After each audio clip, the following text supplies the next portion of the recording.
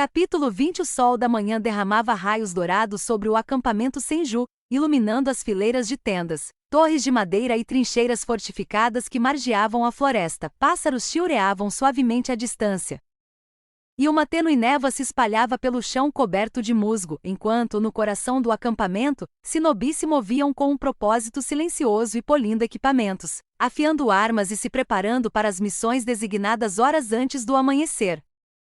Itama estava de pé em frente ao quadro de missões, com os braços cruzados e os olhos percorrendo os pergaminhos recém-escritos afixados na estrutura de madeira. Ao seu lado, um grupo de genin e shinin mais jovens murmurava sobre suas tarefas, com uma mistura de excitação e ansiedade nos tons de voz.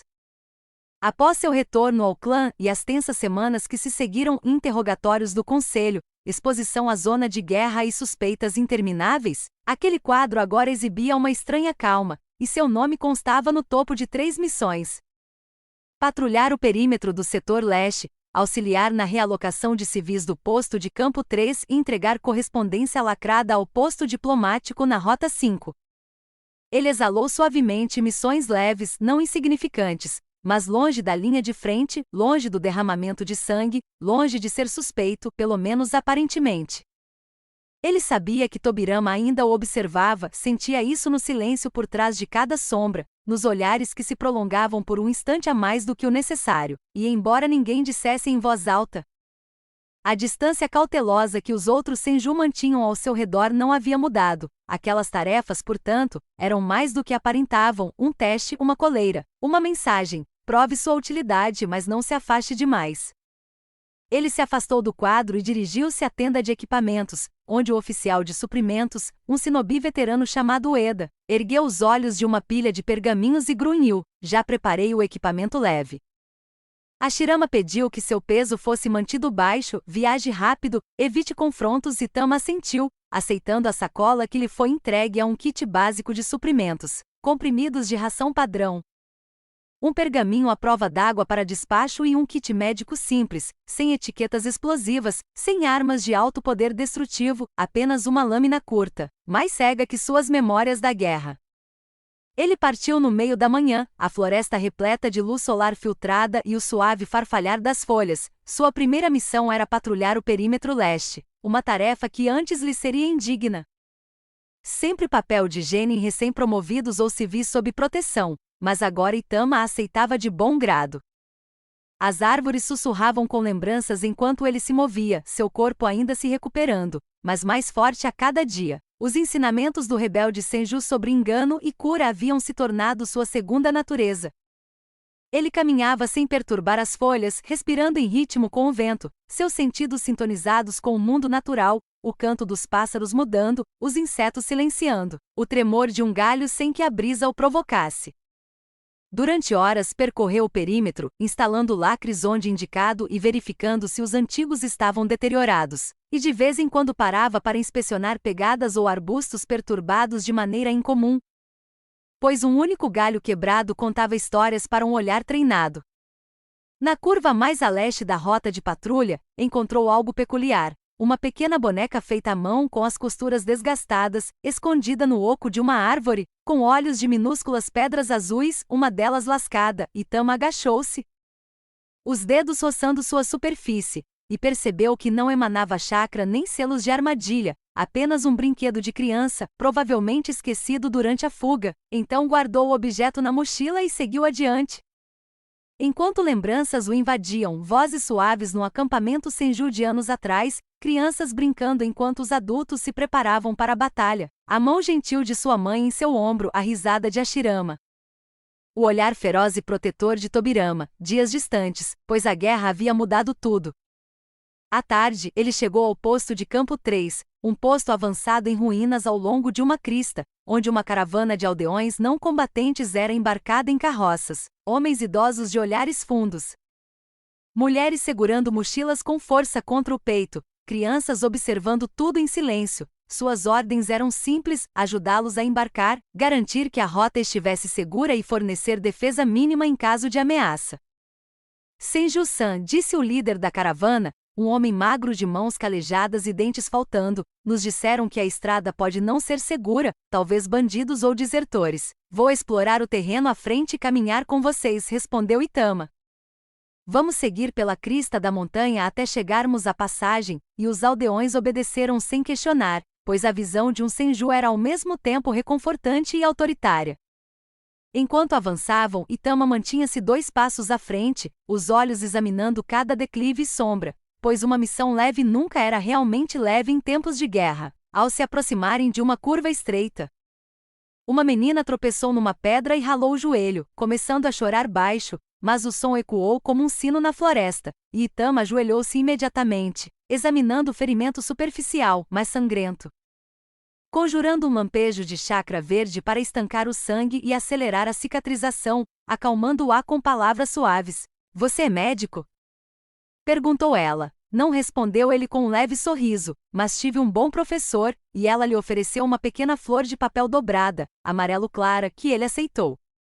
A caravana chegou em segurança ao destino, sem bandidos ou desertores, apenas o silêncio e o ruído das rodas sobre as pedras, e após se despedir, Itama seguiu para o posto avançado da Rota 5, onde a oficial Senju, uma senhora idosa chamada Mai, recebeu o pergaminho lacrado e comentou que pensara que ele estivesse morto, ao que ele respondeu que também pensara o mesmo. O retorno ao acampamento transcorreu sem incidentes. Ueda recolheu o equipamento e observou que era incomum não haver feridos, mas não indesejável, e Itama apenas assentiu, seguindo para sua tenda, sentindo novamente os olhares que o mediam.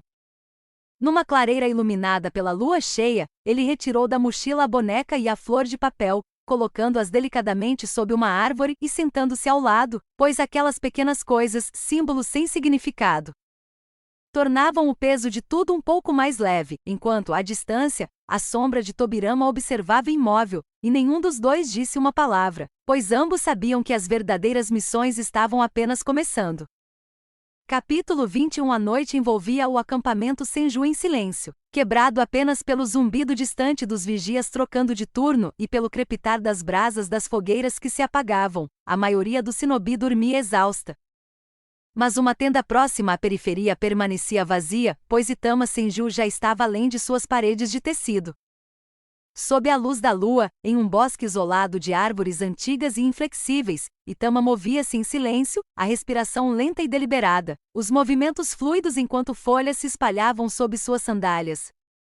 E os ensinamentos do Senju rebelde ecoavam em sua mente, lembrando de que a maior força se escondia na respiração entre os golpes.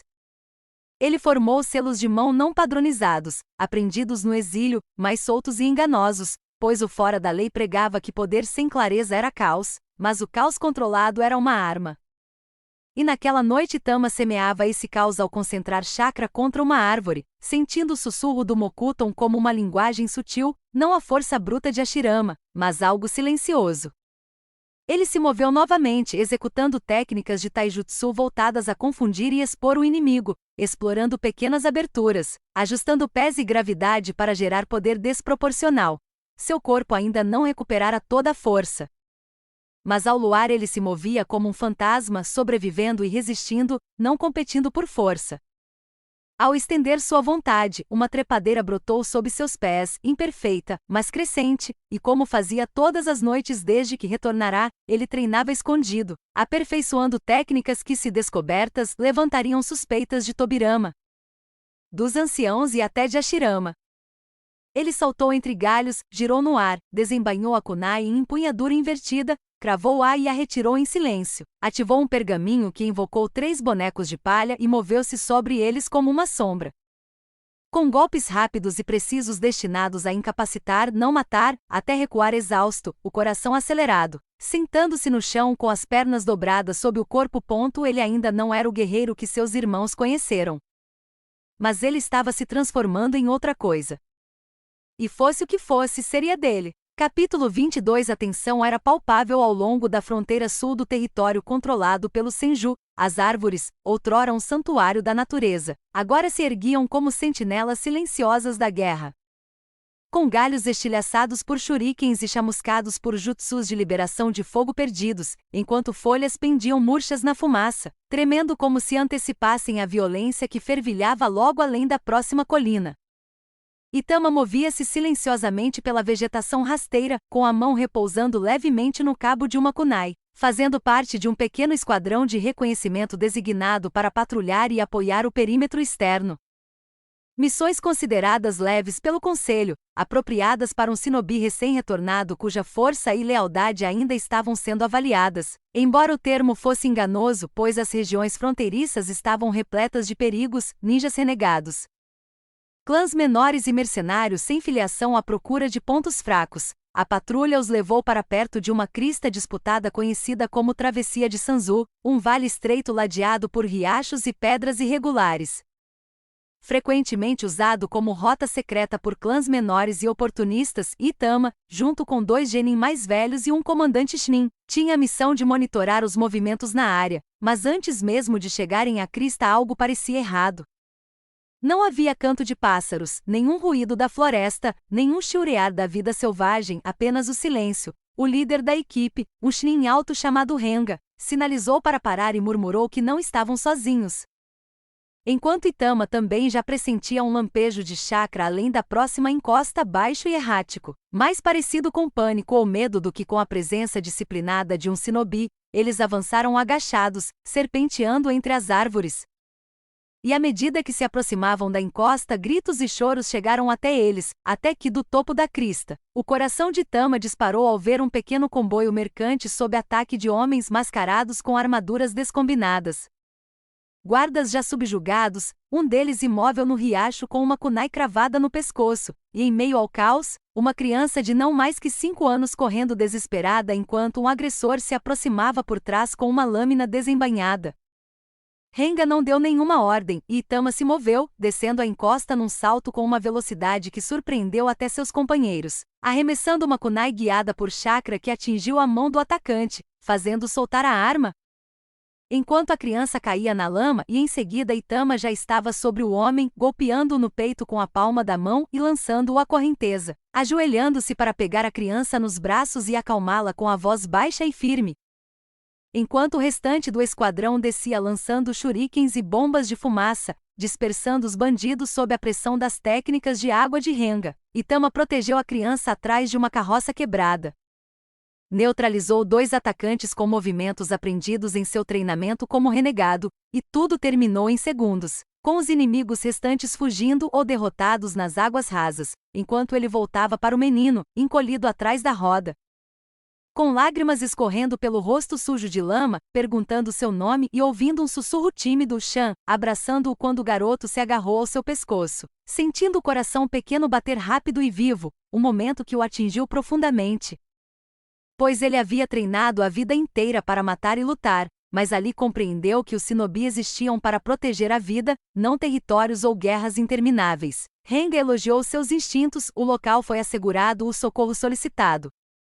E Itama permaneceu ao lado do garoto, mantendo-o aquecido e atento ao leve zumbido do chakra Mokuton sob o solo, imaginando raízes envolvendo-o como proteção, até que os médicos chegaram e Shan relutante foi levado após perguntar se Itama voltaria. Ao que ele respondeu que tentaria, retornando então ao acampamento em silêncio, consciente de ter usado técnicas que o clã não reconheceria, mas sentindo em seu peito um orgulho silencioso por ter salvado uma vida, uma pequena faísca. Uma chama esquecida. Capítulo 23. Na manhã seguinte ao incidente na fronteira, o acampamento Senju fervilhava de sussurros discretos, e embora a batalha em si tivesse sido pequena e rapidamente resolvida, a notícia das ações de Itama se espalhou como fogo em palha pelas fileiras. Alguns falavam com admiração, outros com cauteloso ceticismo, pois Itama havia salvado uma criança, sim, mas a maneira como se movia e as técnicas que empregava, incomuns, pouco ortodoxas e perturbadoras para alguns, não passaram despercebidas. A neblina matinal ainda se agarrava ao chão quando Itama se aproximou da tenda de comando central, e 2 guardas postados na entrada lançaram-lhe um olhar de soslaio antes de lhe darem passagem. Ele entrou, a pesada aba fechando-se atrás dele, abafando o som distante de lâminas sendo afiadas e exercícios de combate. Ashirama estava perto de uma mesa de madeira, com um grande mapa da região estendido sobre ela. Seu corpo alto ligeiramente curvado enquanto ajustava marcadores de madeira representando as forças Senju e Uchiha, a expressão pensativa. A testa levemente franzida, mas quando viu Itama entrar um sorriso radiante se espalhou por seu rosto. Itama! Disse Ashirama, dando um passo à frente e segurando os ombros do irmão mais novo com as duas mãos, o calor em seus olhos sendo suficiente para dissipar qualquer tensão, afirmando que ouvirá o que ele fizera. Que salvara aquela criança e contivera um grupo inteiro de atacantes praticamente sozinho. Itama piscou, ligeiramente surpreso com o orgulho genuíno na voz do irmão, respondendo que fizera o que qualquer um teria feito.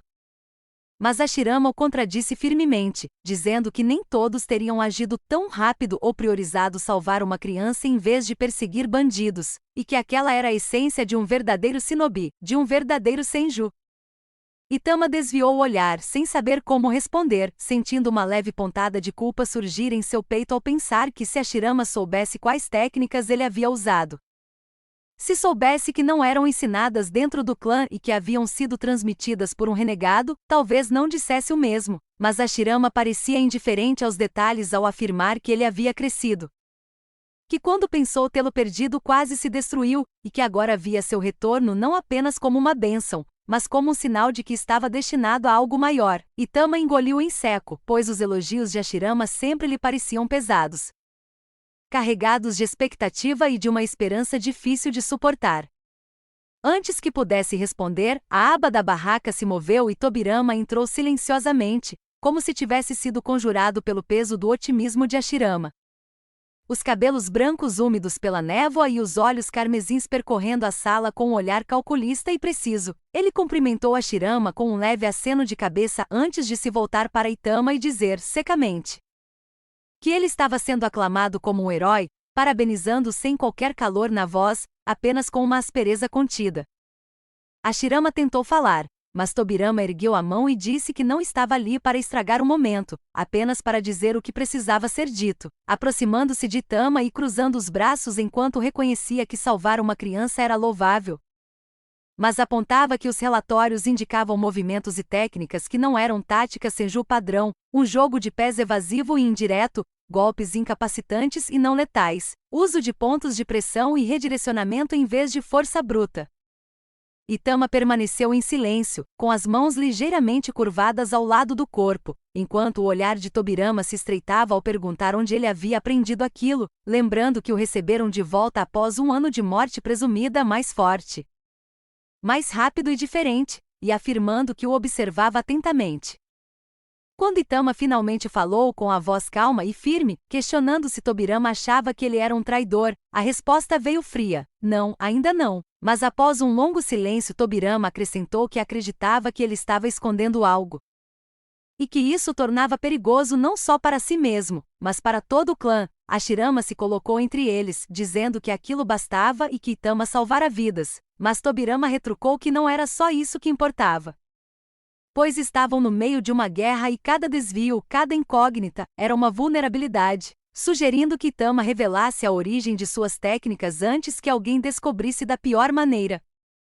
Itama sustentou o olhar, o maxilar cerrado, e respondeu apenas que usará o que tinha para sobreviver, nada mais, fazendo com que Tobirama se calasse, os lábios contraídos, antes de se retirar da tenda após um breve aceno. Por um instante, Itama permaneceu imóvel, sentindo ainda o peso do olhar atento de Tobirama, até que Ashirama colocou a mão em seu ombro e disse que o irmão não estava errado em ser cauteloso, mas que não via o que ele via. Ao ouvir a pergunta de Itama sobre o que exatamente ele via, Ashirama respondeu que via uma ponte entre o que foram e o que poderiam se tornar, e embora Itama não tivesse certeza se acreditava naquela visão, ao sair da tenda de comando, com a névoa subindo com o sol da manhã, sentiu o peso de seus dois irmãos pressionando seus ombros, um quente e esperançoso, o outro frio e desconfiado, sabendo que teria de percorrer um caminho entre eles e sobreviver a isso. Capítulo 24. O sol mal havia nascido quando o chamado chegou ao acampamento Senju, uma perturbação na margem leste do rio aparentemente pequena, mas perto o suficiente das linhas de patrulha externas do clã para justificar preocupação. Os batedores relataram sinais de shinobi desconhecidos, nenhuma baixa, mas muitas pegadas, fragmentos de ferramentas e a marca reveladora de chakra queimado nas árvores. Itama estava sentado sozinho, comendo uma pequena tigela de arroz com peixe seco quando a mensageiro se aproximou. Uma breve reverência e um pergaminho foram tudo que ele ofereceu. Itama o abriu, os olhos percorrendo a mensagem rapidamente. Sua testa se franziu não pela missão em si, mas pela assinatura rabiscada perto da parte inferior. Hashirama Senju, seu irmão mais velho, havia solicitado especificamente que ele o acompanhasse nesta investigação. Itama dobrou o pergaminho lentamente, sem saber o que pensar dele. Hashirama havia sido carinhoso com ele desde seu retorno, orgulhoso, encorajador, mas eles não passavam tempo juntos de verdade havia semanas. Não a SOS, não como antes. Ele terminou sua refeição rapidamente, ajustou seu equipamento e seguiu para o leste em direção ao ponto de encontro da missão, com a mente dividida entre expectativa e hesitação. O som da água corrente aumentava à medida que Itama se aproximava da margem do rio. A terra ali era exuberante, intocada pela guerra por ora. Árvores antigas se inclinavam sobre a margem e o solo estava coberto por uma espessa camada de musgo e folhas caídas.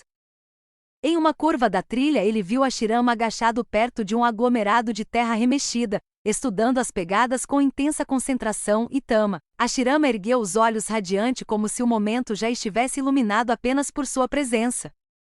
Recebi sua mensagem, disse Itama aproximando-se. Fico feliz, respondeu Hashirama. Achei que já era hora de trabalharmos juntos em uma missão novamente como nos velhos tempos. Itama assentiu com a cabeça, embora não parecesse como nos velhos tempos.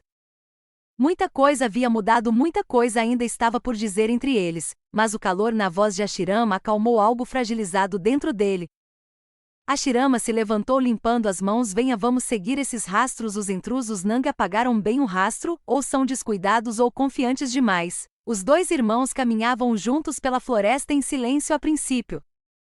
Hashirama liderava com calma e precisão, seus sentidos totalmente aguçados em relação ao ambiente. Itama o seguia de perto, observando cada galho quebrado, cada mudança no ritmo natural da floresta. Após uma hora, Hashirama diminuiu o passo, erguendo a mão ali, sussurrou apontando para a frente. 3 figuras estavam reunidas perto de um afloramento rochoso à beira do rio, envoltas em mantos, falando em tons sussurrados. Suas assinaturas de chakra eram desconhecidas, mas não extremamente poderosas. Ainda assim, cautela era necessária. Poderiam ser mercenários contratados, murmurou Hashirama, ou batedores de um clã menor. Itama os estudou, quer capturá-los ou expulsá-los. Hashirama sorriu. Vamos descobrir quem são eles primeiro. Eles se moviam juntos como sombras cercando o trio. Hashirama irrompeu das árvores com uma explosão de velocidade, imbuída de chakra, raízes serpenteando do chão para prender os pés dos intrusos. Antes que os inimigos pudessem reagir, Itama atacou pelo outro lado, seus movimentos precisos incapacitando um homem com um único golpe no diafragma e outro com uma rasteira certeira nas pernas. O terceiro homem lançou uma kunai com selos explosivos, mas Hashirama a bloqueou sem esforço com uma onda de armadura semelhante à casca de árvore que se ergueu de seus antebraços. Em poucos segundos a escaramuça terminou.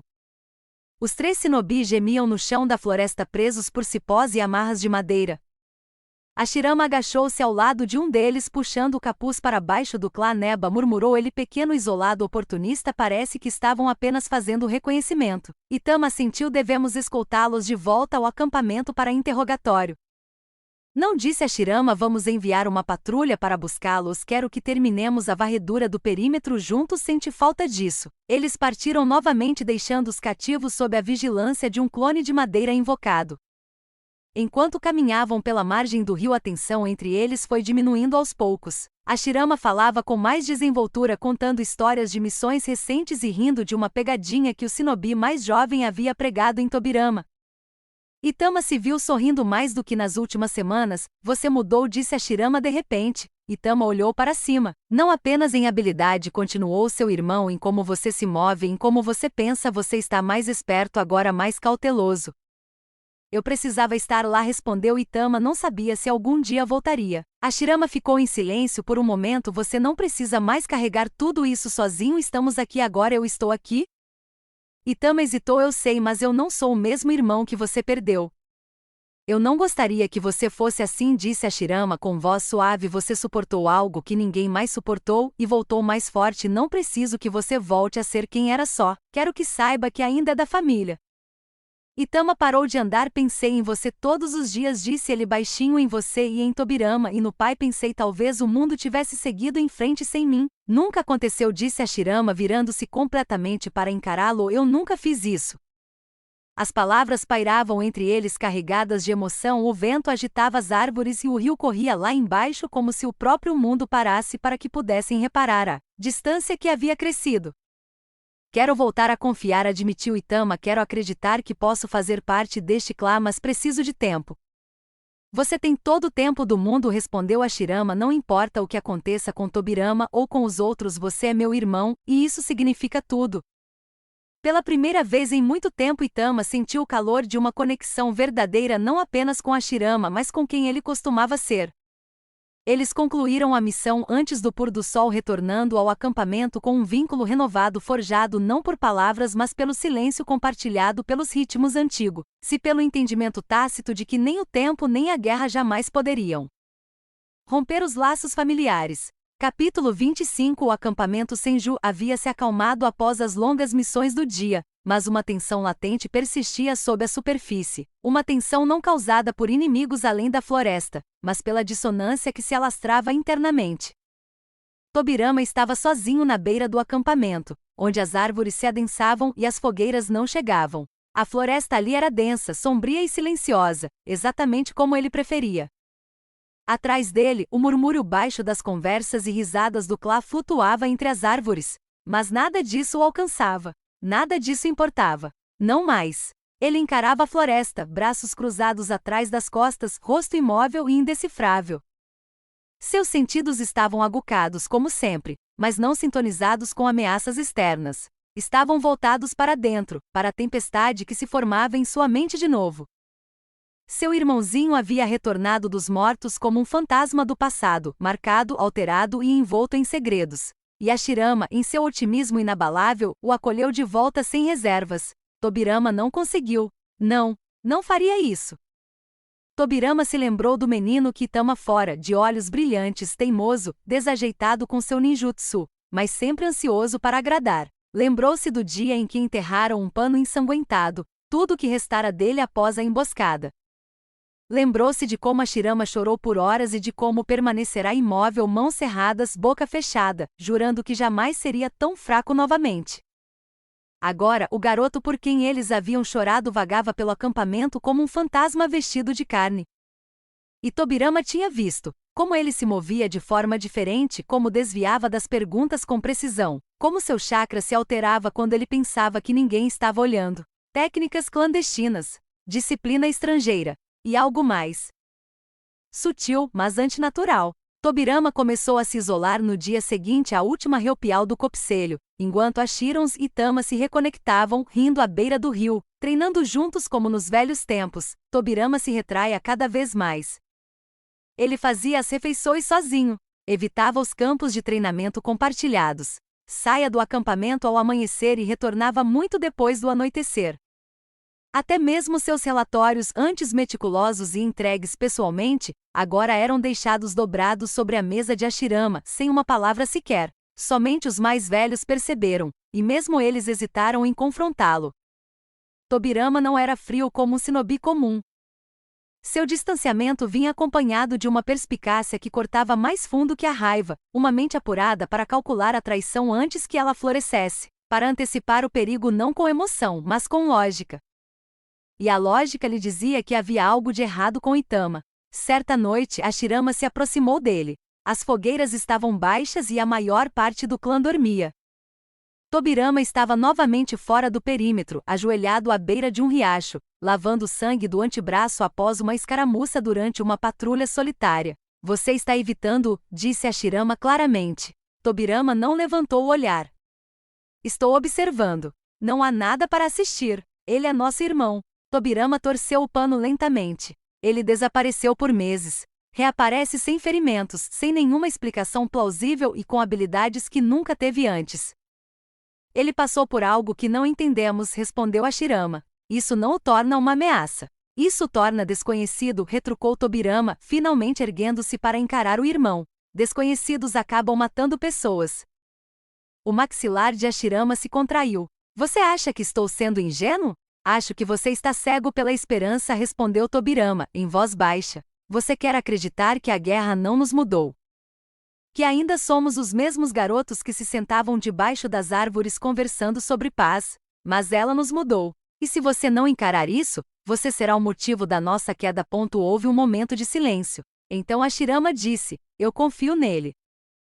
Porque acredito que ele ainda confia em nós. Tobirama se virou. Então você é um tolo. Dito isso, ele desapareceu entre as árvores. A partir daquela noite, Tobirama parou completamente de falar com Hashirama. Em reuniões de estratégia permanecia em silêncio, a menos que fosse diretamente interpelado. Em batalhas trabalhava com eficiência, mas sem dizer uma palavra, coordenando-se por meio de sinais e gestos com as mãos. E com Itama não trocava uma palavra sequer. Itama percebeu, é claro, a frieza não era sutil. Tobirama já não o cumprimentava ao passar. Quando seus caminhos se cruzavam durante os treinos, Tobirama ia embora sem dizer uma palavra. Quando as tarefas eram distribuídas, Tobirama garantia que seu nome nunca fosse associado ao de Itama. A princípio, Itama disse a si mesmo que era apenas precaução. Tobirama sempre fora cético. Mas com o passar dos dias e das semanas, a verdade se impôs. Tobirama não apenas desconfiava dele, ele havia se isolado completamente. Certa noite, Itama o encontrou no penhasco acima do acampamento, onde as estrelas se encontravam com as copas das árvores. Tobirama não se moveu enquanto ele se aproximava. Pode continuar me espionando, se é isso que você quer, disse Itama calmamente.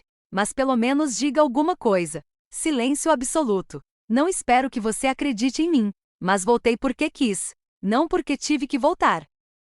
Tobirama permaneceu imóvel. Eu não pedi sua confiança, continuou Itama. Mas eu esperava não ter perdido meu irmão. A voz de Tobirama, quando finalmente se pronunciou, era como aço raspando pedra. Você quer um irmão? Seja um. Então ele foi embora. Naquela noite, Tobirama estava sentado sozinho em seus aposentos, uma única lamparina a óleo projetando sombras nítidas nas paredes de madeira. Diante dele estavam diagramas detalhados de chakra, os movimentos recentes de Itama, suas formas de batalha e o súbito crescimento de chakra. Ele os analisou meticulosamente, comparando-os com registros antigos. O Shlaka do Amadema despertou no mais jovem do Senju como uma brasa enterrada que se alastra. Mas era selvagem, incompleto e errôneo em sua manifestação. A habilidade de Agirgma era um Milov, mas e o de Itama? Tobirama não sabia o que era. E enquanto não entendesse isso, permaneceria sozinho. Não confie em ninguém, nem mesmo seu próprio sangue. Somente depois que a verdade veio à tona. Capítulo 26. O amanhecer tingiu o acampamento Senju com um suave tom dourado, enquanto a névoa se dissipava da grama como uma tênue fumaça. Enquanto a maioria do shinobi iniciava seus exercícios matinais ou se preparava silenciosamente para missões, uma pequena clareira perto da parte de trás do acampamento começou a se encher de vozes mais jovens, risinhos, sussurros. Passos desajeitados estalando folhas. Itama estava ali parado, com as mãos cruzadas atrás das costas, a luz do sol iluminando tênues traços da pomada cicatrizante em seus braços. Diante dele estavam 7 crianças, nenhuma com mais de 10 anos, de ousadas a tímidas, todas ainda sem as cicatrizes do fardo da guerra. Seus olhos brilharam ao vê-lo, uma mistura de curiosidade e admiração cautelosa. Ele acenou com a cabeça para eles. Hoje, disse ele, começaremos com algo mais importante do que lançar kunais ou tecer jutsus de batalha. Vamos aprender a proteger o que importa. Um garotinho com cabelos emaranhados como palha levantou a mão. Vamos aprender ninjutsu? Itama ajoelhou-se para que seus olhares ficassem na mesma altura. De certa forma. Mas esse tipo de ninjutsu não destrói. Ele salva. Você vai aprender a curar. Alguns piscaram, confusos. Outros se entreolharam, incertos. Curar não era a habilidade mais glamourosa. Muitas crianças aspiravam a ser guerreiros como Hashirama, ou precisos como Tobirama. Poucas sonhavam em selar feridas ou cuidar dos feridos. Mas Itama sabia a verdade. A cura era sobrevivência. A cura era resistência. A cura era esperança. E agora era seu dever. Eles começaram aprendendo a sentir o chakra em suas mãos. Itama fez a demonstração primeiro. Sentado de pernas cruzadas, estendeu as palmas das mãos e concentrou-se. Um suave brilho verde surgiu ao redor de seus dedos. O brilho era delicado, como uma batida de coração visível, e dancava levemente no ar da manhã. Não precisa forçar, disse ele. O chakra flui como a água. Você não pode forçar a água a se mover, você a molda, a guia. Ele se aproximou de cada criança individualmente, guiando suas mãos, ajudando-as a encontrar o pulso de chakra correto, ajustando sua forma com o mesmo cuidado que o curandeiro renegado dedicara a ele. As crianças tiveram dificuldades no início, algumas produzindo apenas lampejos, outras nada. Uma delas, sem querer, levou um pequeno choque estático e gritou, para a diversão das outras. Mas Itama foi paciente. Ele se lembrou de ter a idade deles, sentado de olhos arregalados enquanto a Shirama tentava lhe ensinar a transformação básica da natureza. Lembrou-se da frustração, dos erros, da sensação de estar ficando para trás. Agora, pela primeira vez, ele entendia o que a Shirama devia ter sentido, essa mistura de orgulho e preocupação, de querer tanto proteger a inocência sem sufocá-la. Após uma hora, duas das crianças apresentavam um leve brilho de melhora, e uma menina conseguiu estabilizar uma pequena contusão no pulso com as mãos trêmulas. Você conseguiu, disse Itama, sorrindo para ela. Você acabou de salvar a vida de alguém.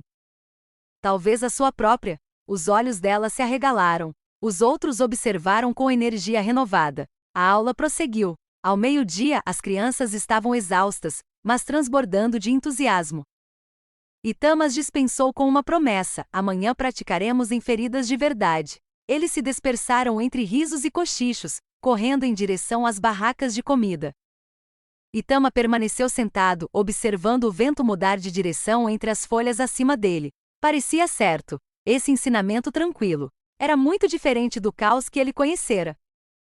Não apenas as guerras de lâminas e fogo, mas a guerra interior, aquela que ele travava em segredo, escondendo sua dor, suas dúvidas, seu poder. A voz do malandro ecoava em sua memória. A cura é como lembramos ao mundo que a vida ainda importa, mesmo quando a morte nos cerca. Era assim que ele honraria aquela lição, ensinando a próxima geração a preservar, e não apenas a destruir.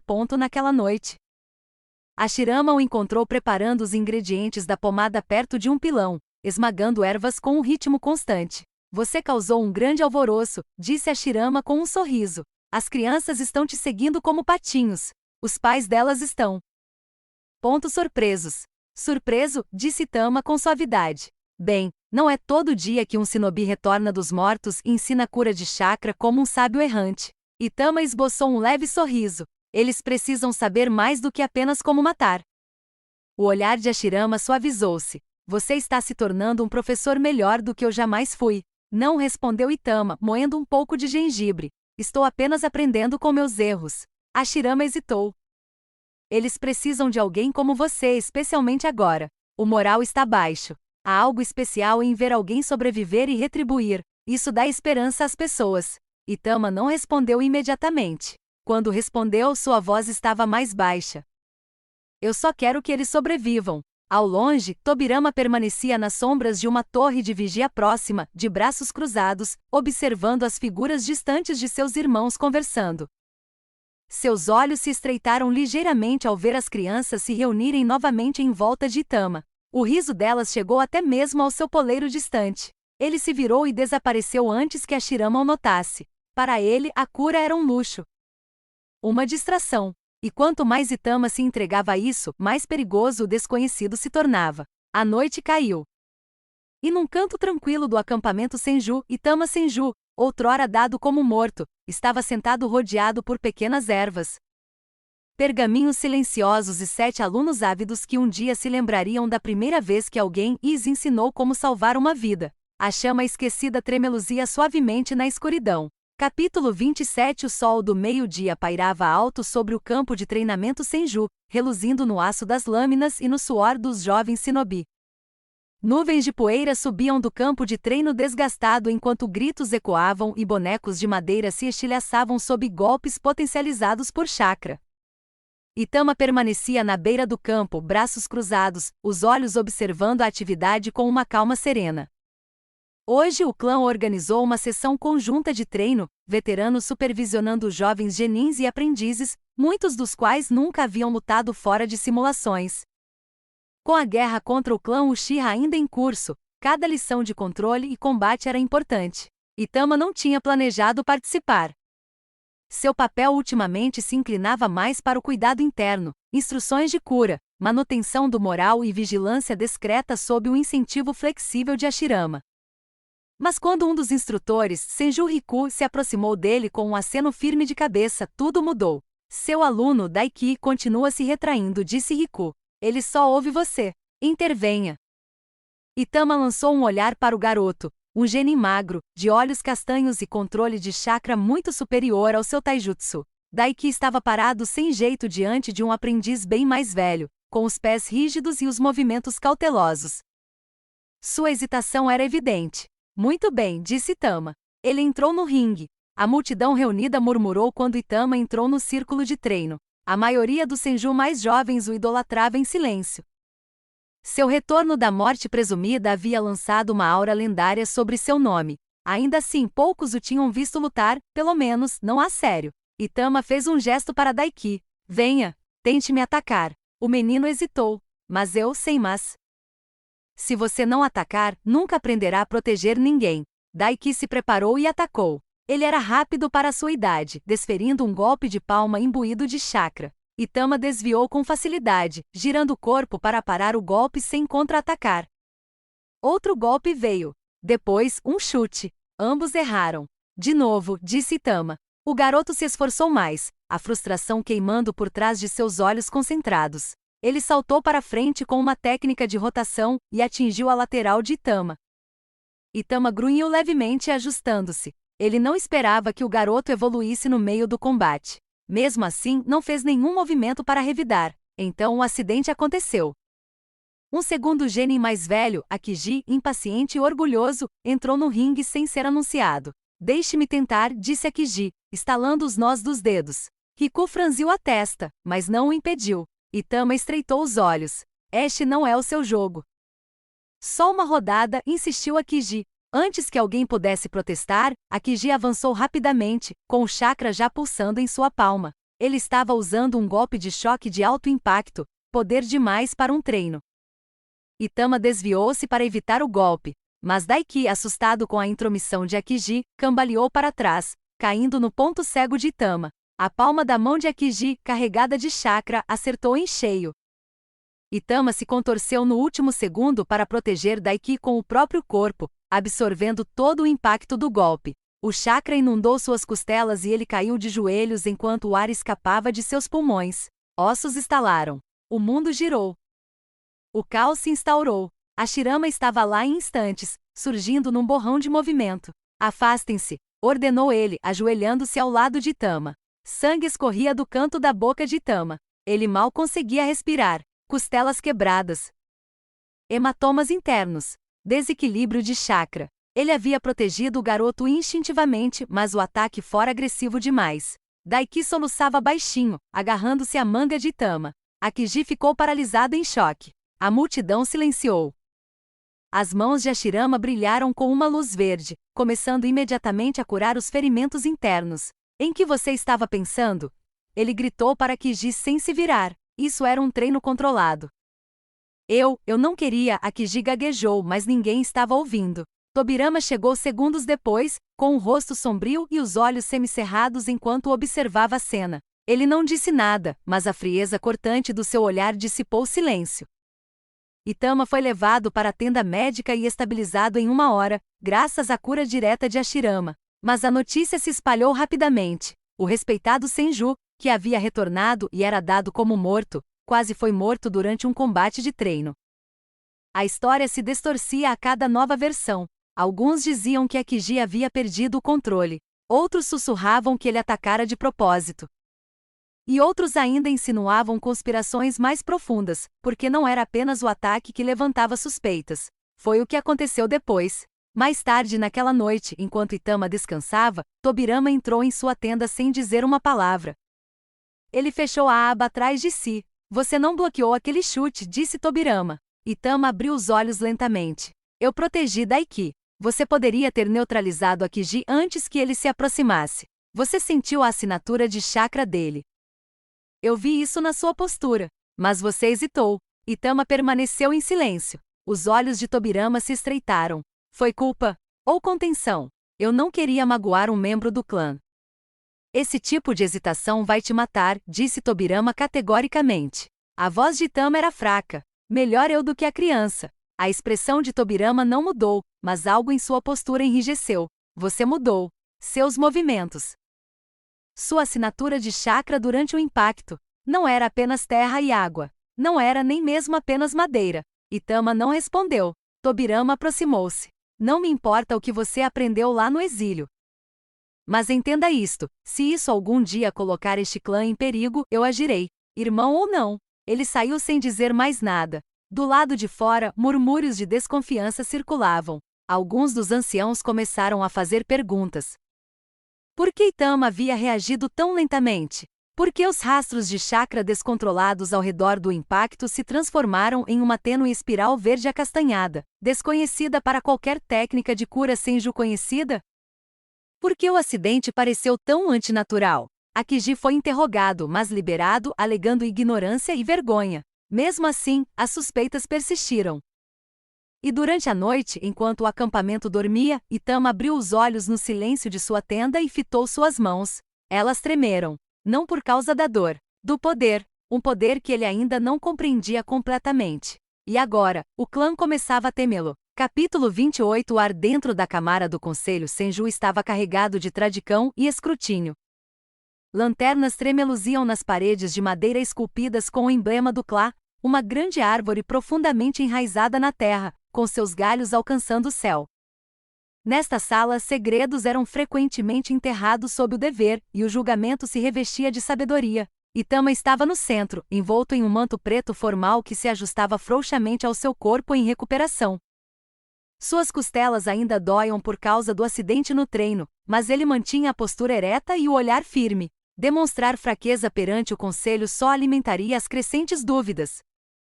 Diante dele estavam sentados os 7 anciãos do clã, veteranos da era dos reinos combatentes, rostos marcados pelo tempo, olhos como pedra, sabedoria conquistada com sangue. Eram homens e mulheres que outrora haviam lutado ao lado de Butsuma Senju e agora serviam como guardiões da vontade política do clã. No centro deles estava o ancião Okami, o mais velho e reverenciado entre eles. Sua barba era branca como cinzas, e seus dedos tremiam levemente enquanto repousavam sobre seu cajado. Mas sua mente permanecia tão lúcida como sempre. Você foi atingido por um golpe imbuído de chakra, começou Okami sem rodeios, mas reagiu com atraso. E mais curioso ainda, seu chakra aumentou de uma maneira incomum. Percebemos um padrão que nenhum de nos reconhece. Eu estava protegendo Daiki, respondeu Itama calmamente. Um instinto admirável, disse a anciã Ren, uma mulher de olhos estreitos conhecida por sua precisão cirúrgica nas palavras e no julgamento. Mas até mesmo instintos admiráveis podem ocultar verdades mais sombrias. Outro ancião, juro, inclinou-se para a frente. Conte-nos, Itama. Durante sua ausência, para onde você foi? Quem cuidou de seus ferimentos? Como você sobreviveu? Eu já te disse, disse Itama. Eu fui resgatado. Passei um tempo me recuperando. Me escondendo. Se escondendo de quem? Insistiu Ren. Dos Uchiha? Ou de nós? A câmara ficou em silêncio. Eu não sabia em quem confiar, admitiu Itama com a voz baixa. Pensei que me tinham dado como morto. Eu só queria sobreviver. Era só isso. O ancião Daiken zombou. E mesmo assim você retorna treinado. Transformado. Você se porta com técnicas desconhecidas para nossa divisão médica. Você canaliza seu chakra, de forma diferente. O cajado de Okami bateu no chão de madeira. Demonstrem. Itama piscou. O quê? Seu chakra. A anomalia da qual Tobirama falou. Nos mesmos averiamos. A menção do nome de Tobirama fez algo se contrair dentro de Itama. Então ele tinha ido falar com os anciãos, afinal. Não era inesperado, mas decepcionante. Ele inspirou lentamente, juntando as mãos num gesto familiar de selamento. Muito bem. Uma luz verde cintilava ao redor de suas palmas, misturando-se a um tom marrom profundo que pulsava levemente em ritmo com sua respiração. Não era exatamente Mokuton, ainda não, mas a aura era distinta, uma sutil harmonia entre cura e terra, como se a vida estivesse sendo tecida a partir do próprio solo. Murmúrios percorreram a câmara. Este não é o chakra médico Senju tradicional, murmurou Ren. Ele tem profundidade, camadas. Foi seu salvador quem te ensinou isso? Ele era um fora da lei, disse Tama sinceramente. Um Senju que abandonou as guerras entre clãs. Ele me ensinou a sobreviver, a curar e a enganar quando necessário. Juro, estreitou os olhos. Você treinou com um traidor? Ele não era um traidor, disse Tama com firmeza. Ele partiu para escapar de um derramamento de sangue sem fim. Ele salvou minha vida. Talvez, admitiu Okami. Mas essas técnicas, essa filosofia, são perigosas nas mãos erradas. Especialmente nas mãos que agora estão dentro do nosso grupo. Daiken grunhiu. E quanto ao seu ferimento de treino? O golpe de Akiji deveria ter quebrado mais do que costelas. Você absorveu o golpe de uma forma que nem mesmo a Shirama conseguiu explicar. Alguns dizem que seu corpo endureceu momentaneamente. Enraizado. E Tama estremeceu. A sensação veio sem ser convidada, seu corpo se reforçando com algo que não estava totalmente sob seu controle. Não era algo do tipo terrestre. Era como estar vivo. Eu não consegui controlar, admitiu. Foi instinto. Um instinto perigoso, disse Ren. Okami ergueu a mão, silenciando os murmúrios. Precisamos ser cautelosos. Seu retorno abalou Clá. Não apenas emocionalmente, mas espiritualmente. Você não é o garoto que perdemos. Você é algo diferente. Eu ainda sou Senju, disse Itama. Eu ainda sou leal a este clã. Juro, recostou-se. Então prove. Submeta-se ao monitoramento dos chakras. Deixe que nossos videntes examinem seu fluxo regularmente. Compartilhe seu treinamento abertamente. Deixe-nos garantir que você não seja uma ameaça. O maxilar de Itama se contraiu. Você quer me acorrentar. Queremos proteger o Senju, disse Okami. Inclusive você, se ainda se considera um de nós. O silêncio tomou conta do ambiente. Lá fora, o vento sussurrava entre os pinheiros altos. O peso das gerações oprimia os ombros de Itama, não por expectativa, mas por suspeita. Ele assentiu lentamente. Eu obedecerei. Okami acenou com a cabeça solenemente uma única vez. Muito bem. Está dispensado. Ao sair da câmara, Itama encontrou a Shirama esperando logo além da soleira. Os olhos de seu irmão examinaram seu rosto atentamente. Eles questionavam tudo, disse Itama em voz baixa. Eu sei, respondeu a Shirama. Tentei impedir, mas existe o medo. Na guerra, o medo se espalha como fogo. Você é uma brasa que eles não sabem como conter. Eles me pediram para me submeter ao monitoramento. A Shirama parecia aflito. Vou garantir que não seja invasivo. Você não precisa me proteger. Eu quero. Eles permaneceram em silêncio por mais um instante antes de Itama se virar para ir embora. Tobirama estava parado à distância, de braços cruzados, com um olhar indecifrável.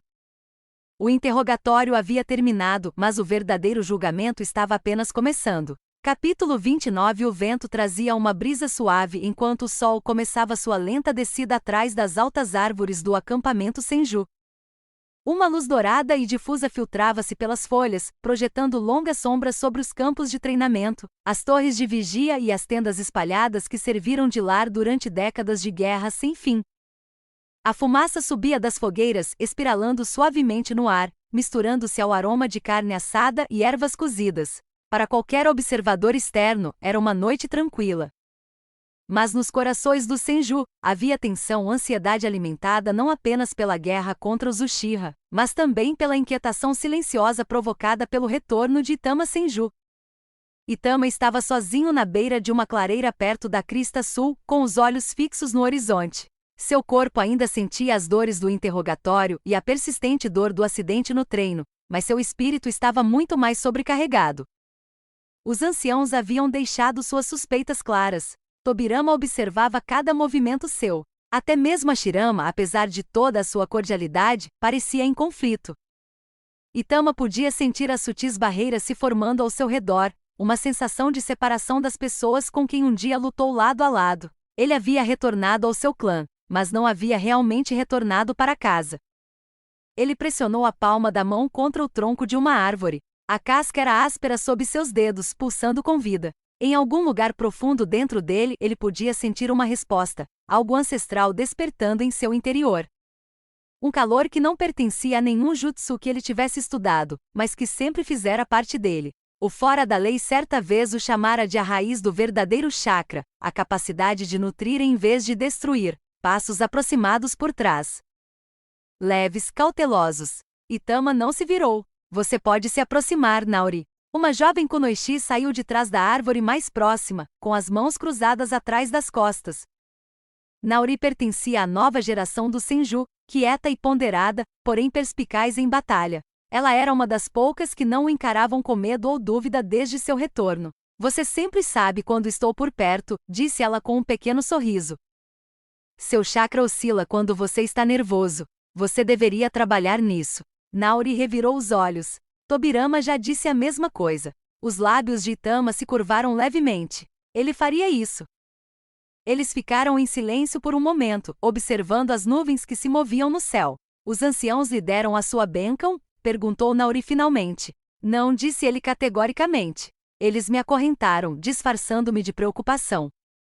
Monitoramento, vigilância e perguntas para as quais eles já acreditavam ter as respostas. Você esperava algo diferente? Eu esperava que confiassem em mim. Pensei que ser Senju fosse o suficiente. Naori olhou para baixo.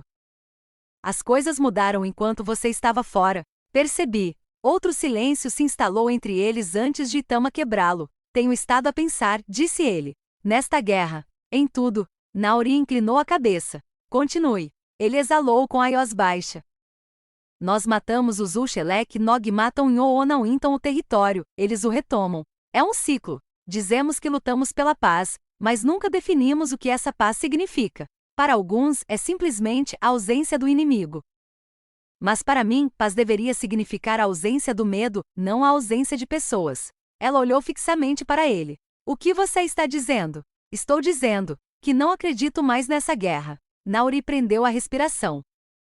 Isso é perigoso de se dizer, principalmente agora. Eu sei, mas não posso ficar em silêncio. Não depois do que vi. Ele se afastou da árvore e se virou para encará-la de frente. Quando eu estava com o renegado, o exilado, ele me contou sobre uma época anterior a essa loucura. Uma época em que os clãs não eram inimigos, em que os shinobi não eram apenas ferramentas. Ele acreditava em um futuro diferente. Um futuro onde as crianças não cresciam empunhando kunais antes mesmo de aprenderem a ler. Um futuro onde os mais fortes protegiam a todos, não apenas sua linhagem. Naori franziu a testa. Você realmente acha que isso é possível? Eu acho, disse Itama lentamente, que tem que ser assim. Ele voltou a olhar para o céu. E se não estivéssemos presos aos costumes antigos? E se existisse uma vila? Não apenas Senju, não apenas Uchiha, mas um verdadeiro lar onde todos os clãs coexistissem. Onde as crianças pudessem brincar em paz. Onde os shinobi usassem seu poder para curar e construir, não apenas para destruir. Naori permaneceu em silêncio, com os olhos arregalados. A ideia era grandiosa demais, perigosa demais. Contudo, algo em sua voz despertou algo nela. Esperança. Uma palavra há muito enterrada sob décadas de derramamento de sangue. Você quer compartilhar isso com o clã? Ela perguntou. Eu preciso, disse ele. Mas ainda não. Eles não estão prontos. Ele enfiou a mão na bolsa, tirou um pequeno pergaminho e entregou-o a ela. Este é o primeiro rascunho do que estou chamando de os 4 pilares da harmonia. É um esboço. Metade sonho, metade estratégia. Mas quero que você o leia. Naori pegou o objeto com cautela. Você confia em mim para isso? Eu faço. Seus dedos se fecharam em torno do pergaminho.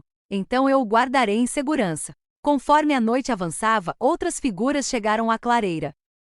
Jovens shinobi, aqueles a quem ele havia ensinado cura, outros que silenciosamente apoiaram seu retorno. Entre eles estavam Daiki, o garoto que ele salvara na fronteira, e Kiyomi, uma das alunas de Hashirama. Eles se reuniram ao redor da fogueira central, guiados mais pelo instinto do que por instruções. Itama deu um passo à frente. Quero falar com todos vocês, começou ele, com a voz firme cortando o ar gélido, não como comandante ou oficial, mas como alguém. Anigan Dagon viu algo diferente. Eles ouviram. Ele falou de unidade não como propaganda, mas como princípio. Descreveu uma terra onde os clãs não eram símbolos de poder, mas de cultura e diversidade. Falou em construir escolas, não arsenais. Em missões centradas na manutenção da paz e na ajuda humanitária, não na conquista. Ele falou de amor. Do coração de Hashirama. Da mente brilhante de Tobirama, contida pela paranoia. De uma aldeia que ainda não existia, mas que poderia existir. As chamas crepitavam enquanto ele falava, e pela primeira vez em muito tempo, a clareira parecia mais do que apenas um campo de batalha. Parecia a semente de algo novo. Quando ele terminou, ninguém disse nada. Mas seus olhos, cheios de admiração, medo e uma crença cautelosa, foram suficientes. Naori quebrou o silêncio. Eu acredito nisso. Outros assentiram com a cabeça. Kiyomi falou. Então, o que fazemos agora? Itama olhou para as estrelas. Nós treinamos. Nós nos preparamos. Mantemos silêncio por enquanto. Mas quando chegar a hora, quando a maré começar a virar, estaremos prontos. Porque alguém precisa iluminar o caminho. Mesmo que isso signifique percorrê-lo sozinho. E assim, em segredo, a faísca foi acesa. Não uma chama de vingança, mas de visão. Em meio à guerra, o jovem Senju sonhou com a paz, não apenas para seu clã, mas para todos. E silenciosamente, entre os jovens e os esperancosos, essa visão começou a criar raízes. Capítulo 30. A Câmara do Conselho, no coração do acampamento Senju, era uma estrutura austera com paredes de madeira, cercada por lanternas suspensas, cujas chamas tremeluziam suavemente contra pergaminhos com leis do clã e mapas do campo de batalha. Há muito tempo foram um espaço sagrado, um lugar de união e tomada de decisões, mas agora era um palco de divisão, onde a política e o ego se chocavam com mais frequência do que kunais e aço. Itama estava no centro da sala, pergaminho na mão. De frente para um semicírculo de anciãos do clã, comandantes marcados pela guerra e shinobi influentes, entre eles estavam Hashirama e Tobirama, ladeando o ancião de mais alta patente, Shishiro Senju. Um homem cuja barba grisalha e olhos estreitos refletiam anos de conflito, perda e, acima de tudo, amargura. Hashirama olhou para Itama com olhos suaves e preocupados. Tobirama permaneceu frio, indecifrável. Com os braços cruzados firmemente sobre o peito, o restante da câmara aguardava em silêncio sepulcral, quebrado apenas pelos murmúrios distantes da vila lá fora. Limpando a garganta, Itama deu um passo à frente e desenrolou o pergaminho. Reuni todos vocês para falar não como um guerreiro, mas como um Senju que sonha com algo mais do que a mera sobrevivência, começou ele. Com a voz firme apesar do peso que o oprimia, lutamos por gerações, derramamos sangue, perdemos irmãos. Enterramos crianças, dizemos que é pela paz, mas tudo o que conhecemos é a guerra. Houve uma movimentação silenciosa entre os anciãos sentados, alguns trocaram olhares, um deles soltou uma risadinha discreta e Tama prosseguiu. E se houvesse um caminho diferente, um que nos afastasse do conflito sem fim, eu o apresentei aqui, o que chamo de os 4 pilares da harmonia, uma proposta para uma vila, não apenas uma fortaleza para o Senju, mas um santuário onde todos os clãs pudessem coexistir. Ele ergueu o pergaminho para que eles pudessem ver, uma vila fundada não na conquista, mas na união, onde os shinobis são treinados para proteger, não apenas para destruir. Onde as crianças crescem conhecendo a paz, não o trauma, onde os líderes são escolhidos pela sabedoria, não apenas pelo poder. Houve uma pausa de silêncio. Em seguida, um resmungo vindo do lado esquerdo da sala. Você quer que a gente construa um parquinho com os Uchiha? Rosnou o ancião Okuni, um homem atarracado com grossas cicatrizes cruzando sua bochecha. Eles esmagaram sua cabeça mais forte do que pensávamos, garoto. Risadas ecoaram pela sala. Algumas zombeteiras, outras simplesmente desdenhosas. Outra anciã, Lady Kiyoka, estreitou os olhos. É isso que você traz depois de se esconder por meses? Fantasia infantil. Você se esqueceu de quantos dos nossos morreram pelas mãos dos Uchiha? Eu não esqueci, disse Tama calmamente. Lembro-me de cada rosto. É por isso que quero que isso pare. Você desonra os mortos ao sugerir paz com seus assassinos. Cuspiu o ancião Danzou. Você fala como um idealista, não como um guerreiro.